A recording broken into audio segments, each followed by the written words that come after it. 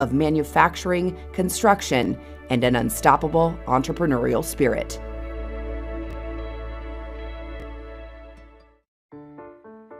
And at one point, Maryvale was growing so fast that John F. Long was selling 125 new homes per week. The building boom was on.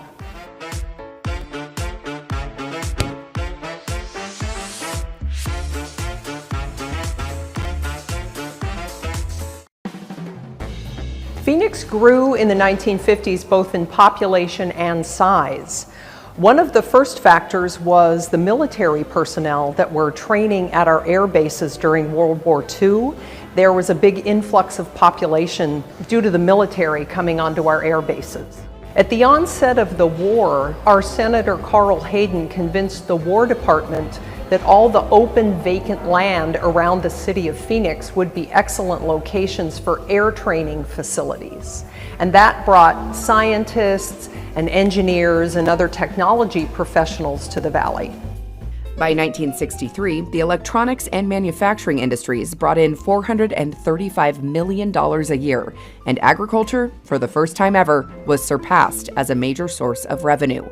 These new residents of Phoenix faced the same challenges of living in the heat of the desert as the locals did. Prior to air conditioning, people survived the desert heat by sleeping outside, soaking bed sheets in water, and generally praying for a breeze. Another factor was the advent of affordable air conditioning. People got used to air conditioning in movie theaters and hotels and retail businesses, and it was becoming affordable to get in their homes, making it more attractive to live in this hot, dry climate.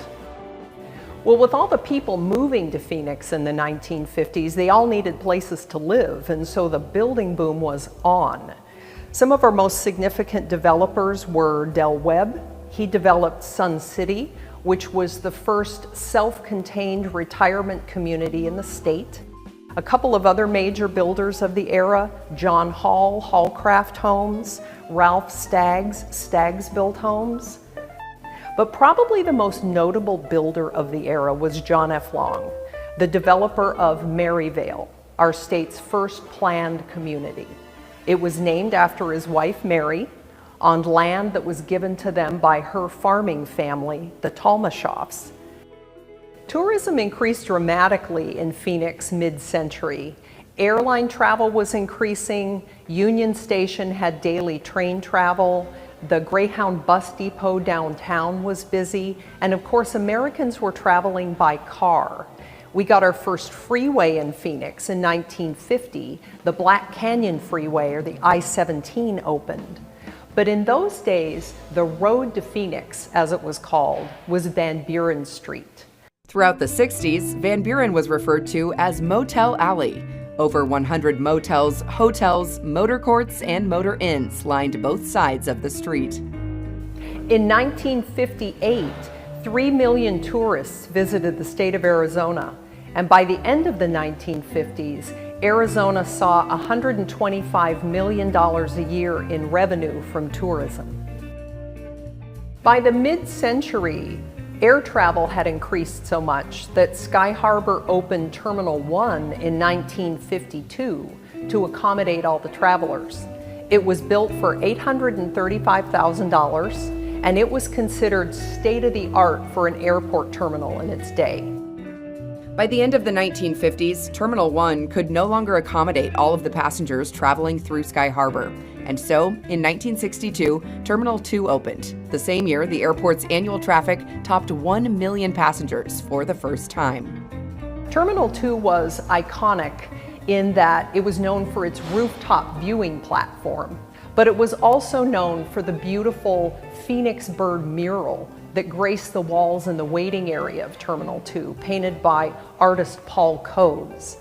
As Sky Harbor continues to be one of the busiest airports in the world, and the city of Phoenix one of the most visited, the 1950s can be seen as the era of the rise of modern Phoenix.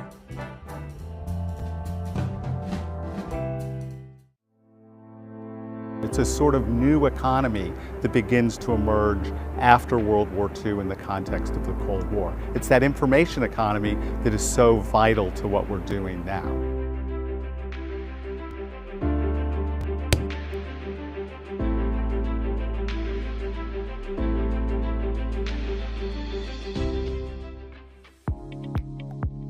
story of manufacturing in Phoenix is really hidden by our state seal.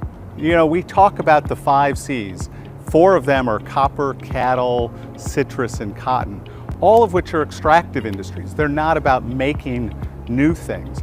And they reflect Phoenix's history before World War II. After World War II, that really began to change in some fundamental ways. During the Cold War, city leaders really promoted manufacturing. Aerospace and technology emerged as key drivers in the economy in the 1950s and 60s. And that sees this incredible growth here in Phoenix in the technology sector. And so for the very first time, Phoenix is doing this kind of work that's at the leading edge of the economy.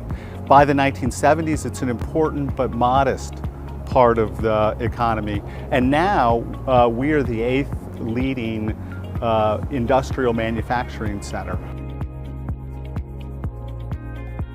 And so when you look out over the city now, beyond me, you see a bunch of things, features in the landscape that tell the story of the creation of that infrastructure that is largely, or at least partly, tied to manufacturing. You see waves and waves of housing off in the distance. You see a downtown of office towers there in Midtown. And you see over my left shoulder, perhaps, Arizona State University. All 3 of those represent aspects of both the diversification of the economy, but the need to build an infrastructure to drive manufacturing. ASU, because you need an educated workforce. Housing, because people need somewhere to live. And those office towers become the home for corporate headquarters, but also office workers and service workers that begin to come in larger numbers. In 1956, the National Highway Defense Act determined that interstate highways needed to be built between cities as part of the broader Cold War effort. So in the 50s, we begin to get the early freeways, and those allow the city to expand outward in a relatively inexpensive way, creating this kind of vast suburban megalopolis that supports the center city, that supports this diversifying economy. We hear maybe the cranes in the background. We see them for sure. We hear emergency vehicles because of the morning commute. It is part of what we know to be a vibrant city, right? And we don't mostly notice that in our daily lives, but those sounds tell us a city is growing. As the freeways helped expand development further from Phoenix proper, the light rail was developed as a way of bringing people back. The light rail began operations in 2008 and as of today continues to expand and grow. So in the last few years, we've seen the emergence of a light rail here in Phoenix. But the light rail will help bring people back to that civic center. And that kind of movement of people in and out of a downtown, in and around it, is really important to businesses big and small. Phoenix is this incredibly diverse community, economically diverse, ethnically and demographically diverse, but it has this extraordinary energy that you don't see in many American places. To me, a place like Phoenix with its diverse voices debating the future is the future of American cities. I would say that Phoenix tells us about what America will be and can be. The city of Phoenix's origins began with an ancient civilization flourishing around an advanced water delivery system, literally laying the groundwork for an agricultural outpost in the 1800s. At one time overshadowed by Prescott and Tucson, Phoenix now holds the title of the capital of Arizona and one of the major cities in the United States.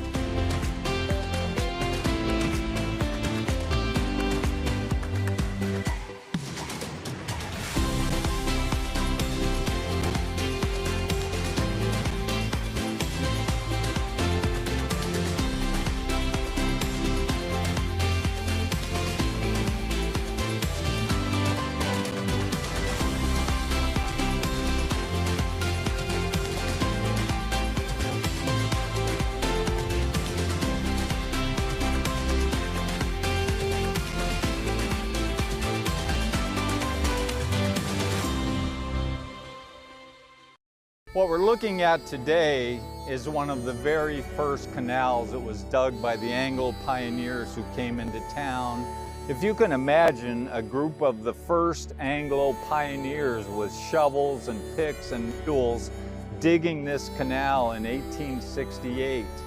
It was called the extension to the original canal, the Swillings Ditch, which connected with the Salt River. Now the Maricopa Canal headed northeast for about 3.5 miles and carried water to the fields to grow crops. We only had about 50 people living in the area at that time, and it was actually the second canal ever dug in Phoenix. Why this is so significant is that in the 1940s it was covered over for the most part, but is still visible today. That's what I'm encouraging us all to do today, is celebrate this remnant of one of the first canals in Phoenix.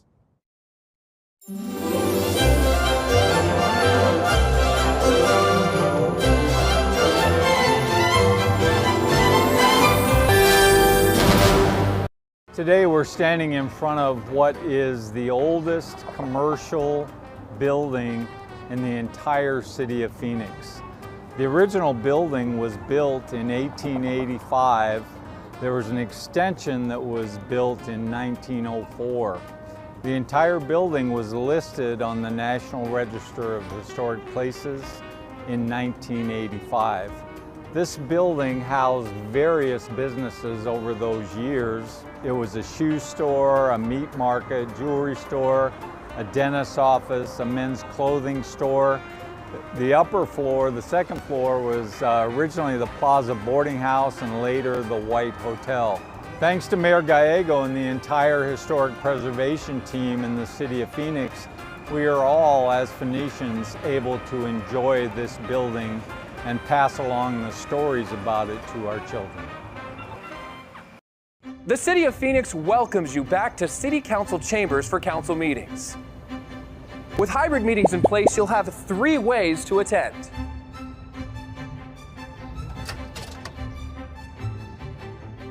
If you're not attending in person here at council chambers, you can still request to speak at a council meeting either virtually.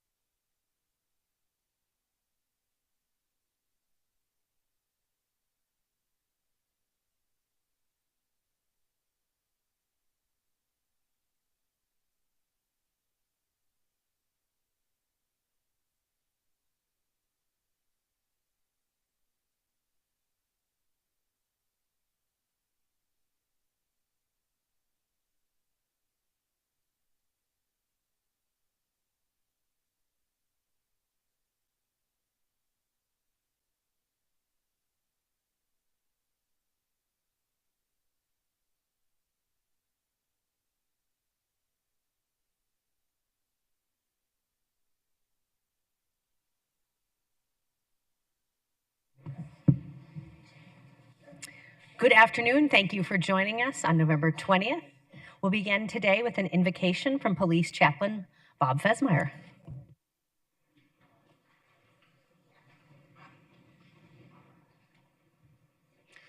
You're welcome to join me in prayer. Almighty God, giver of every good and perfect gift, we offer thanksgiving for the blessings and the opportunities before us, often disguised as challenges. Show us your path of goodness and righteousness. Bless those who act justly, love mercy, and walk humbly before you. Those who seek your wisdom and live for something greater than themselves. Protect those who faithfully serve in our civil leadership. Protect them, their families, and their sacred calling. Protect our protectors, and we ask that you would watch over, protect, and that you would shower them with your blessings. We all live, and may we act and speak with truth, compassion, courage, humility, and wisdom. We pray this in your holy name. Amen. Thank you, Chaplain. Councilman Galindal Elvira, will you lead us in the pledge?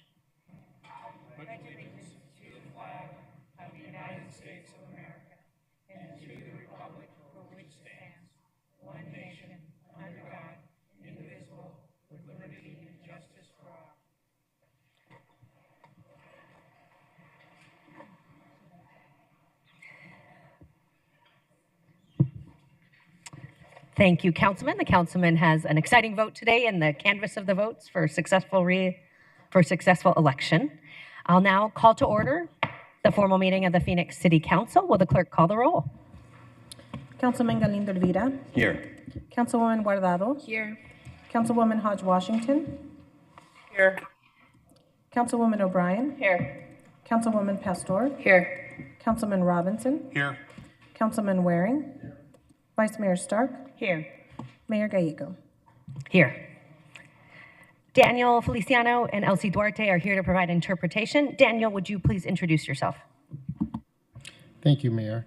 Hello, my name is Daniel Feliciano, and together with my colleague Elsie Duarte, we'll be serving as Spanish interpreters for today's City Council formal meeting. I will take a moment to introduce ourselves to our Spanish-speaking audience and review some guidelines. Buenas tardes. Bienvenidos a la reunión formal del Consejo Municipal.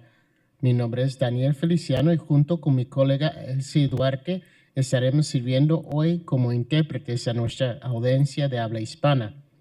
Deseamos pedirles de antemano, si va a dar un comentario público, por favor, hable despacio, con claridad y evite tener distracciones de fondo. Finalmente, pausa después de cada una o dos oraciones para poder interpretar lo que está diciendo de la manera más completa posible.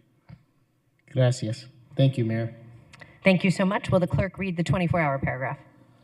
The titles of the following ordinance and resolution numbers on the agenda were available to the public at least 24 hours prior to this council meeting and therefore may be read by title or agenda item only. Ordinances number G 7317, 7318, 7321, 7323, and 7323 through 7325, S 51424 through 51456, and resolutions 22263 through 22265.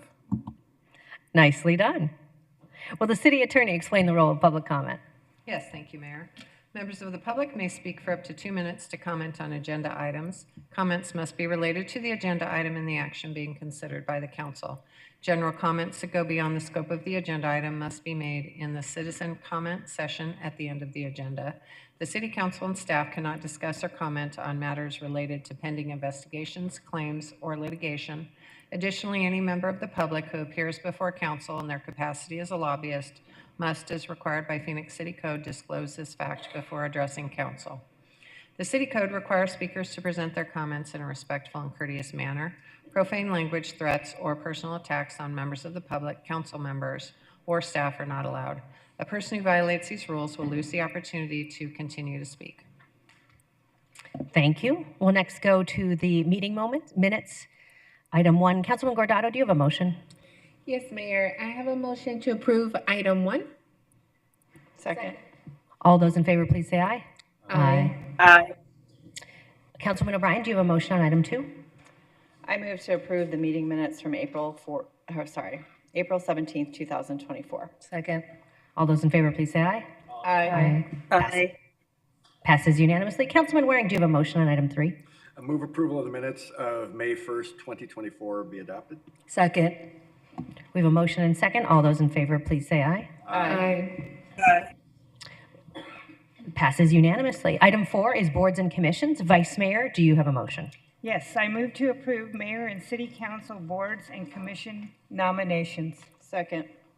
We have a motion and a second. All those in favor, please say aye. Aye. Aye. Passes unanimously. We will now swear in our new commissioners.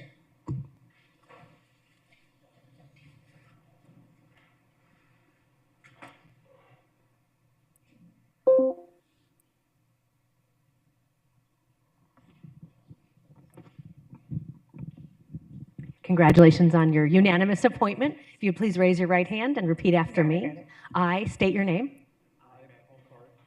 Do solemnly swear that I will support the Constitution of the United States and the Constitution and laws of the state of Arizona. That I will bear true faith and allegiance to the same and defend them against all enemies, foreign and domestic. And that I will faithfully and impartially discharge the duties of the office of. State your office. Valley Planning, Village Planning according to the best of my ability. So help me God. Congratulations. If you'd please go behind, the council members would like to thank you.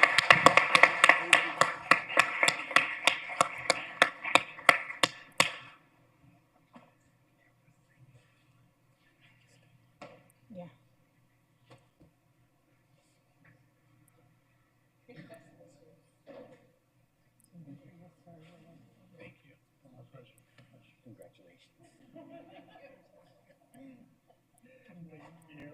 Oh, can't wait. I'm glad.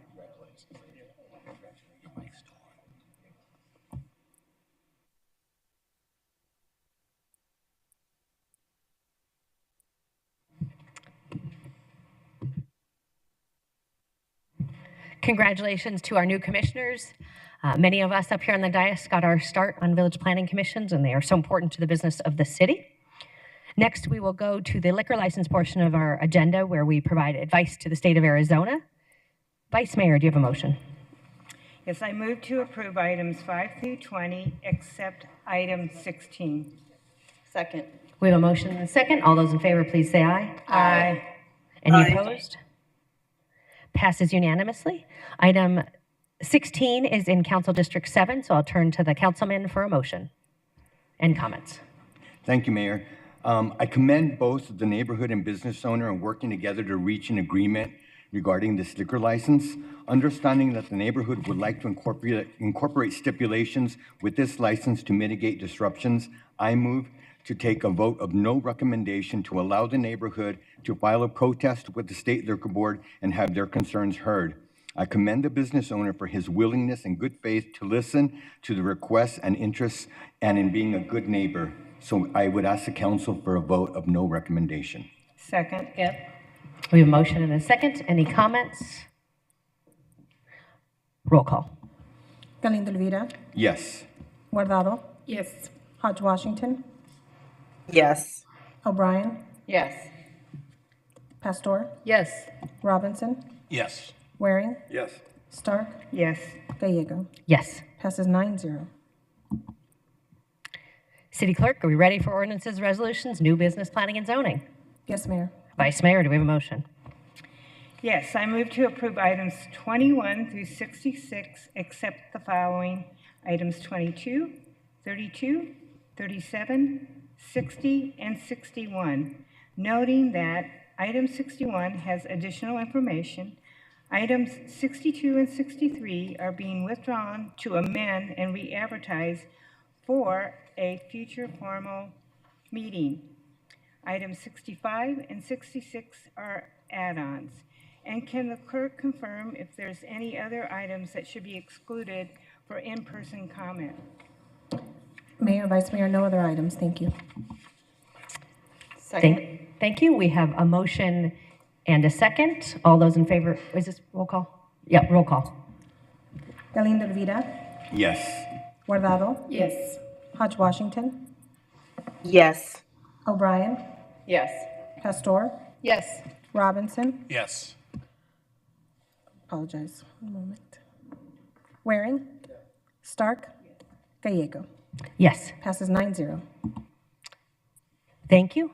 It passes 9-0. We'll pause for a moment, as I think some people may want to leave. This included several important items, including one related to the airport.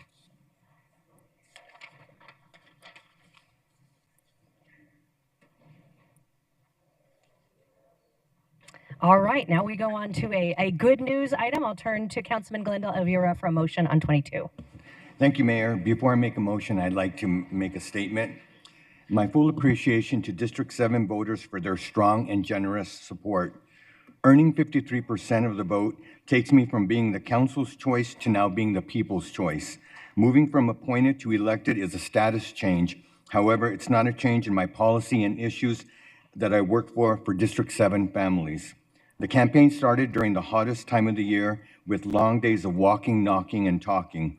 Through it all, I stayed true to my rural Arizona values of neighbor helping neighbor, courtesy costs nothing, and community is everything. No matter the size of the community, these values are transferable and adaptable to public service. I was upfront with my positions to Democratic, Republican, and Independent voters, recognizing this office represents all of them and their concerns. After all, my campaign slogan was "For all of us." In the remaining months of my term, the focus will be to act on people's work on public safety, heat mitigation, homelessness, and parks and recreation. After the victory lap comes the race to the finish line, and that calls for a new campaign theme, honoring the people of District 7. And with that, Mayor, I move to accept the canvass of the votes. Second. We have a motion and a second. Councilwoman Guardado. Thank you, Mayor.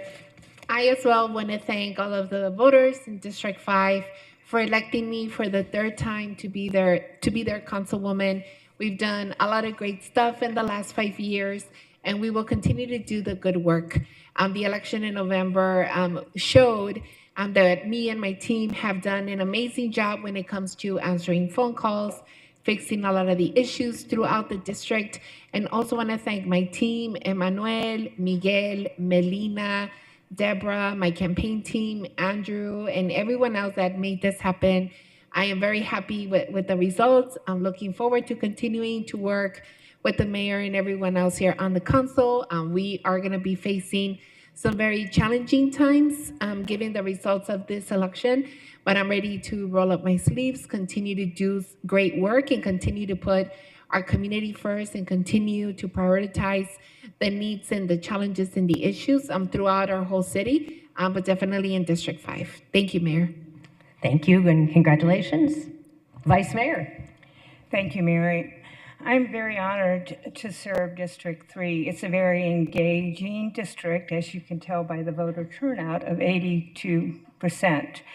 I feel very privileged to represent the constituents of District 3, and I hope to continue to do that in my third term. Thanks, Mayor. Councilwoman Pastor.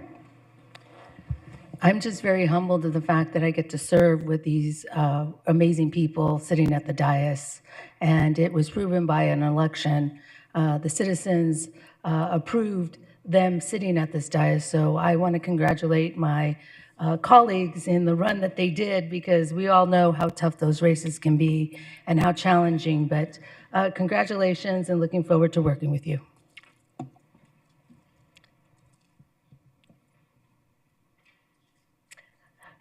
We'll go to Councilman O'Brien, who won a very substantial unopposed election. It was a real nail biter all the way to the very end.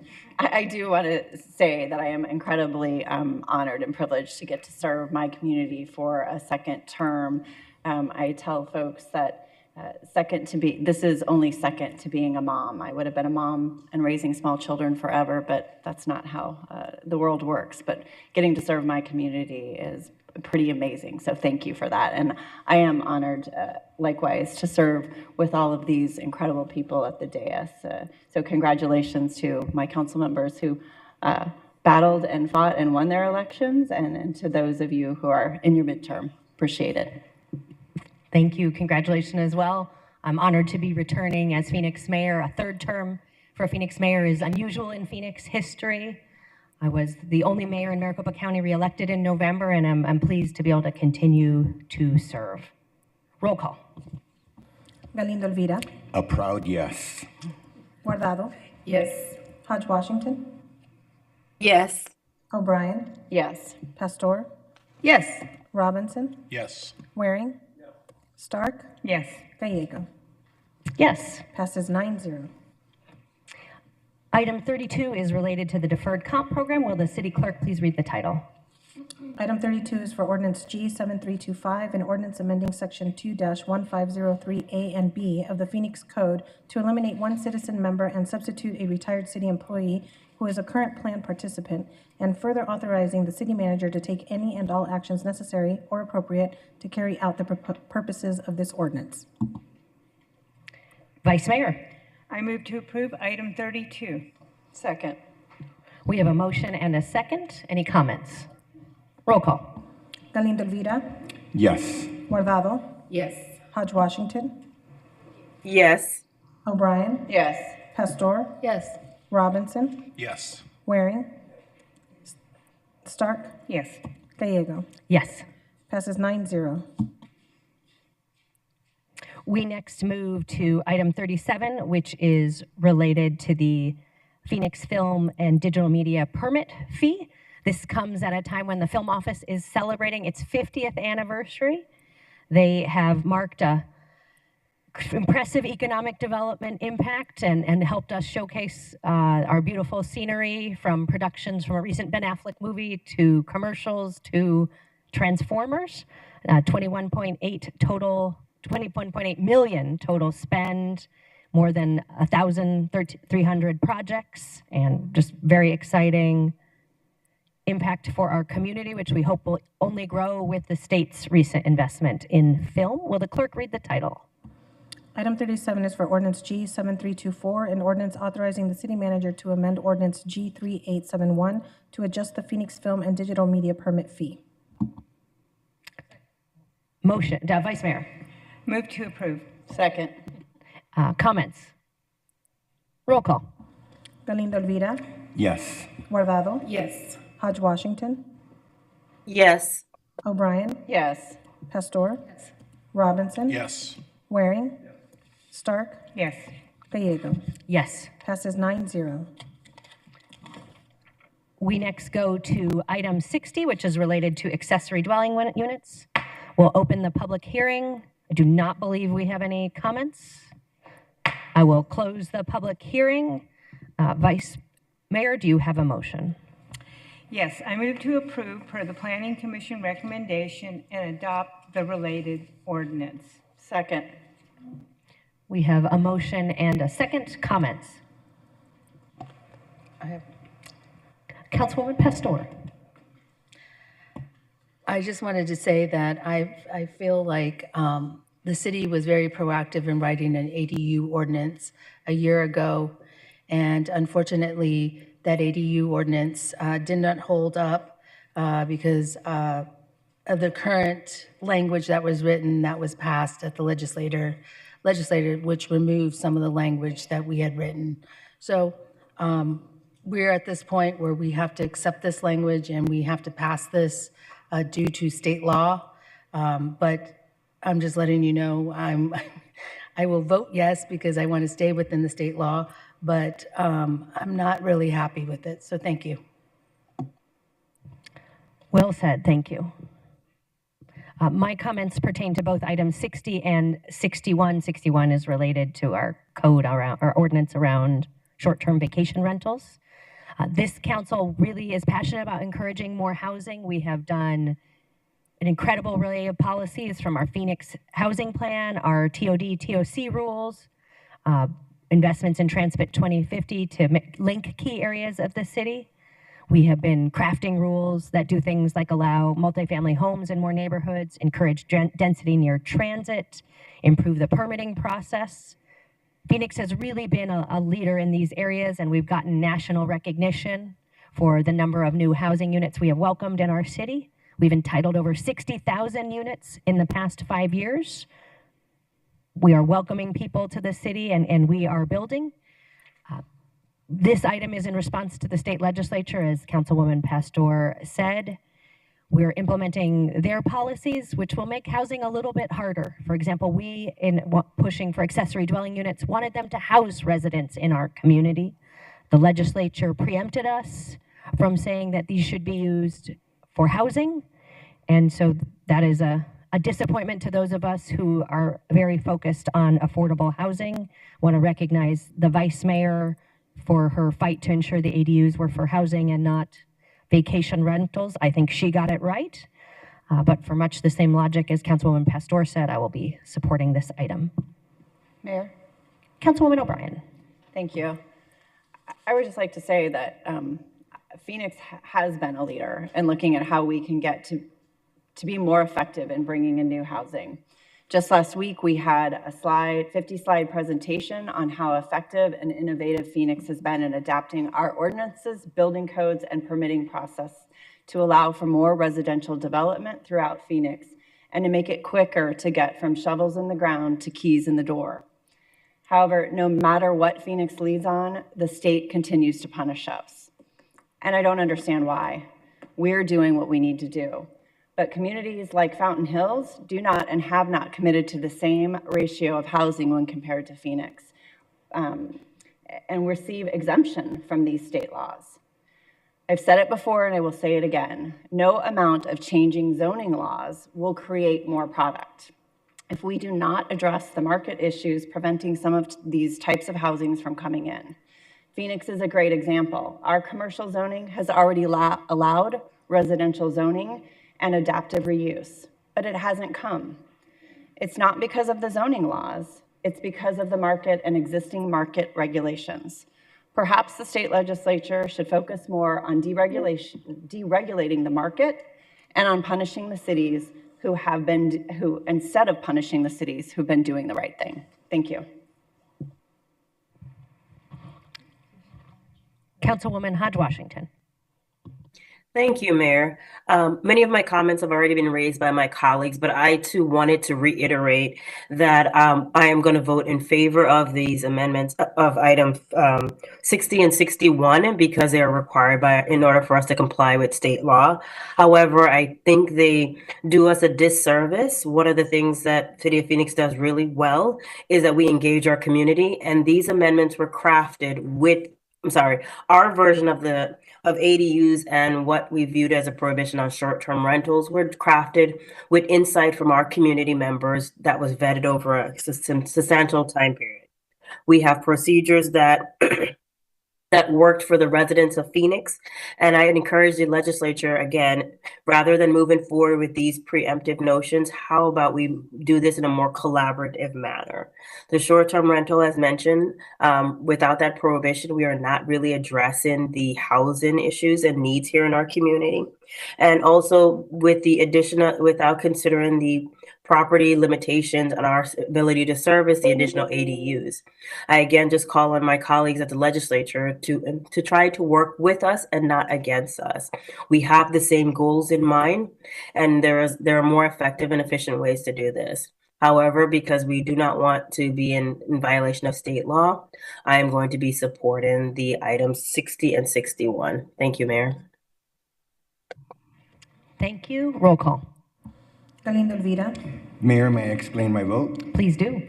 The City of Phoenix was forward-thinking in establishing policy related to accessory dwelling units. This effort, approved in 2023, occurred before I was on the City Council. Following the actions of the state, the cities had to review and update the policy to be in compliance with the state legislation. However, such legislation is stripping residents of their voice by eliminating the public process Phoenix established to ensure safeguards to responsible development. I do not agree this change is in the best interest of residents and neighborhoods, and see this as a disservice to responsible development.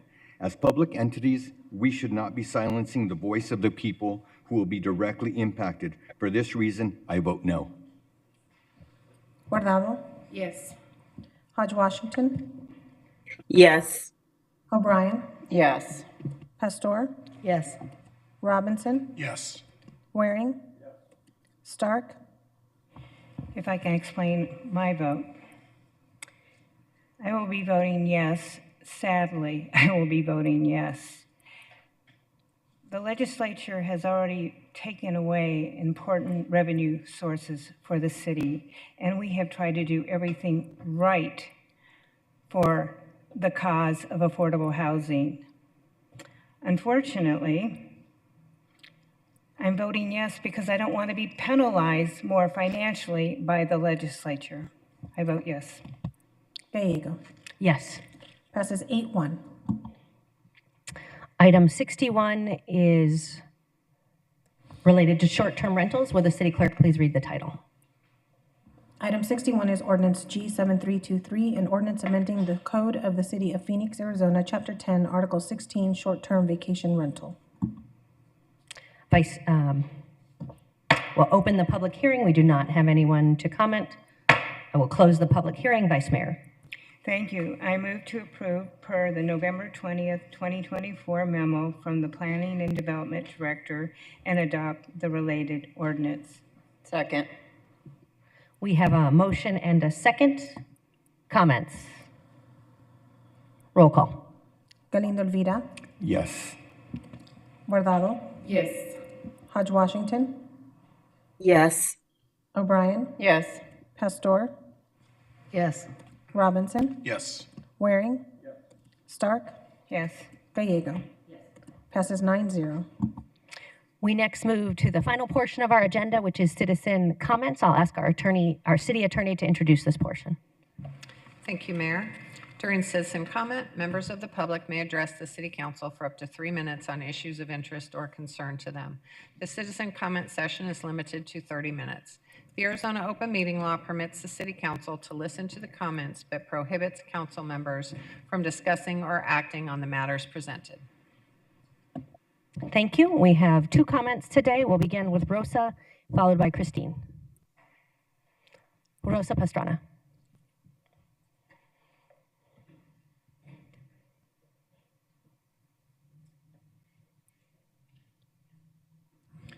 Señora Rosa, entiendo que vas a hablar en español. Si puedes decir 1 o 2 oraciones a la vez, Okay. permite que interprete y después continúe. Así puedo dar una explicación más exacta de lo que vas a decir. Muy bien. ¿Empiezo? Sí.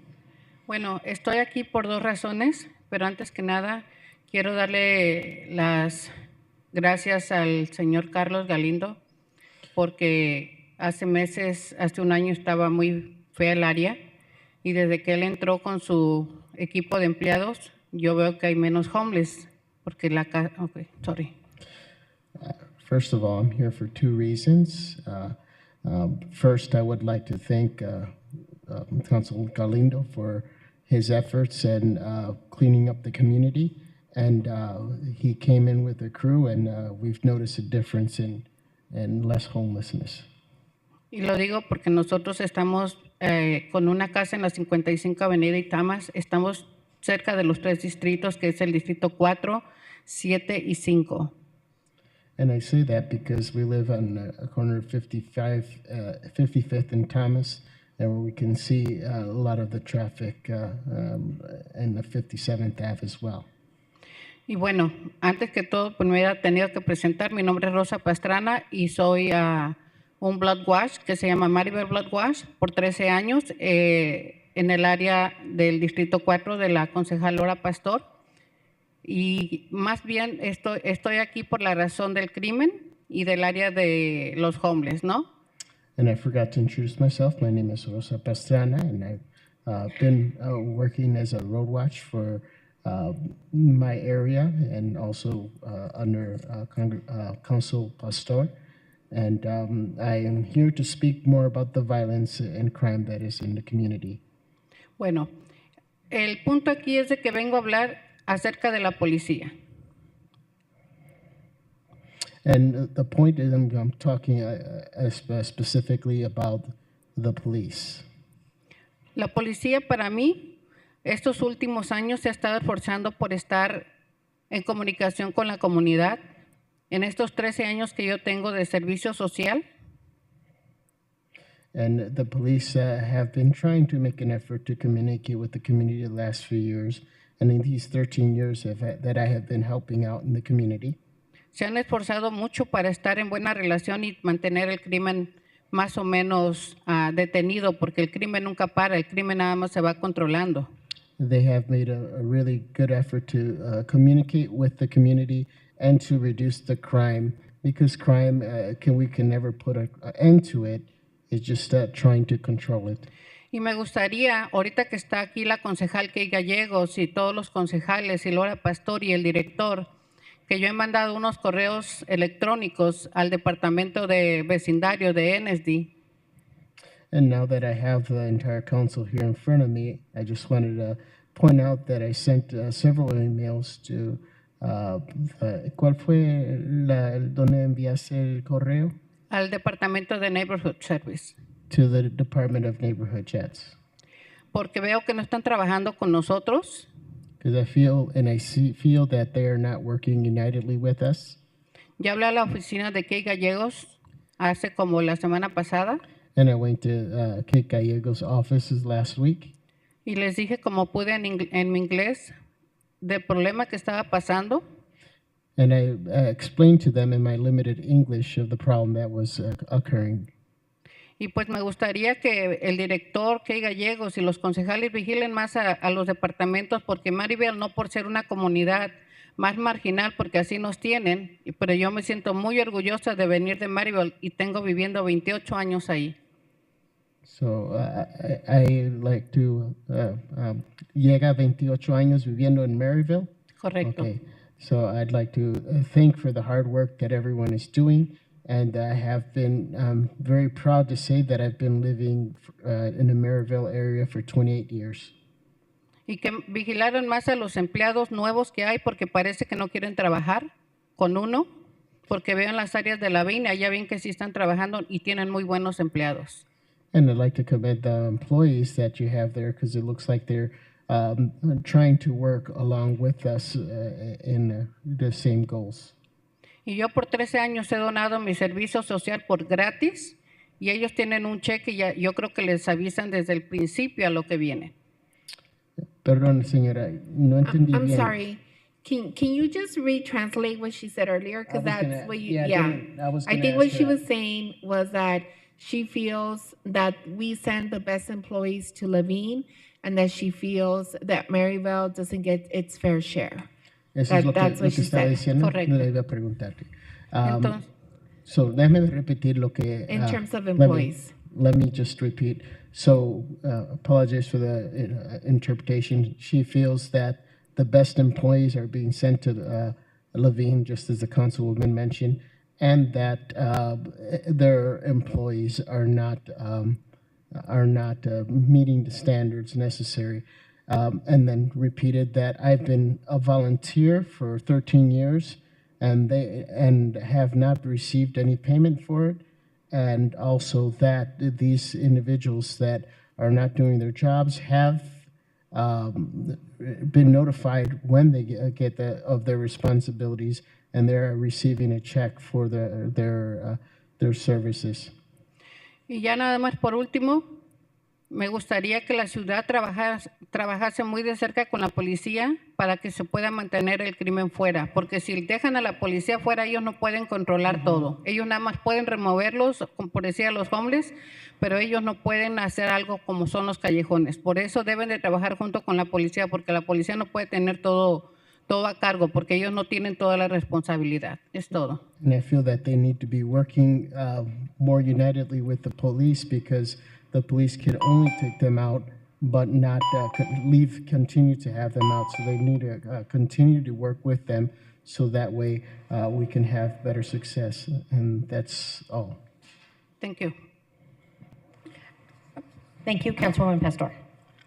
I think she also said that the departments need to coordinate with police.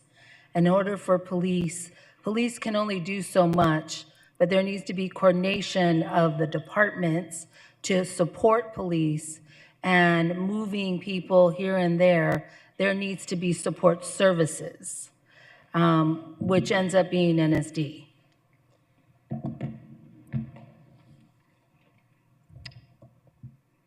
Thank you. I think this one, maybe we can't have a dialogue here, but I suspect we will follow up on a few things. And Councilman, anyone else need to say? Okay. Thank you for that important testimony. Christine will be our final speaker.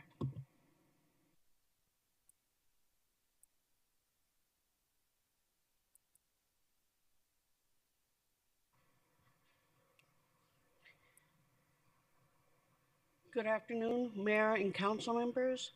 My name is Christine Ader, and I've been a City of Phoenix employee since 1998. At that time, I've also been a COMIA member since 1998. Been a big supporter of it. So I'm just gonna go ahead and follow my notes and let you guys know what's going on. I'm here to address concerns regarding the COMIA. I am requesting that the council have the city look deeper into possible fraud and unethical business practices within this employee resource group. While COMIA does do great work, and I'm one that will vouch for that, there are some bad actors on the board that need to be investigated to ensure that our Comia funds and business are being handled properly and ethically.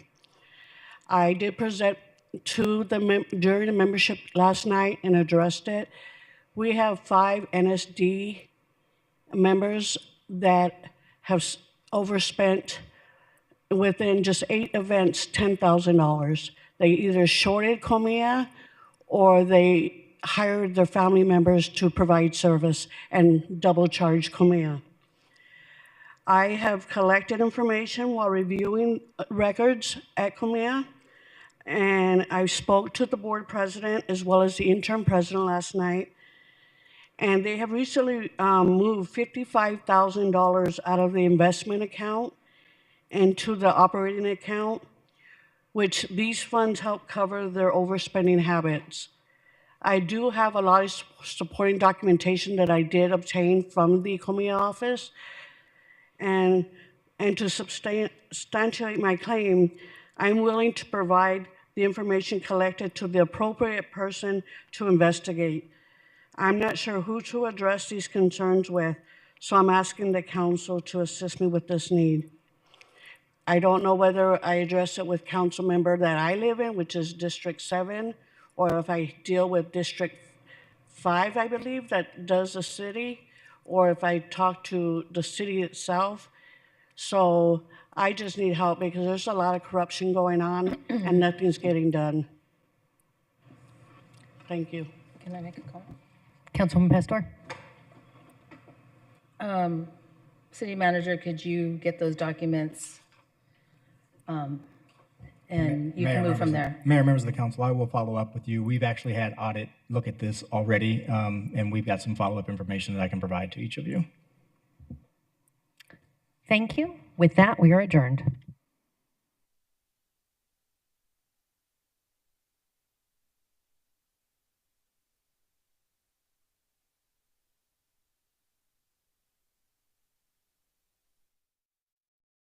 Easy, and it takes an army.